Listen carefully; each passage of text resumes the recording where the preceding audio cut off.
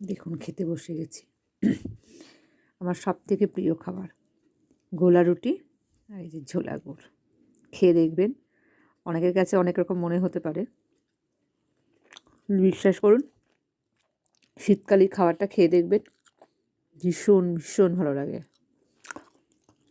একদম ঝোলা গুড়টা আমি পিওর বলবো না, কারণ আমি তো চোখে দেখিনি, কিন্তু খুব ভালো ঝোলা গুড়টা।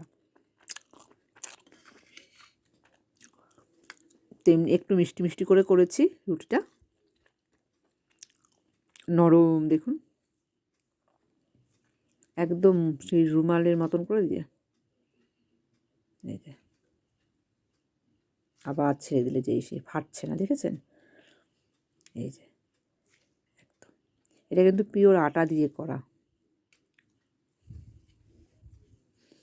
এইভাবে একবার রাত্রিবেলা খেয়ে দেখবেন করে,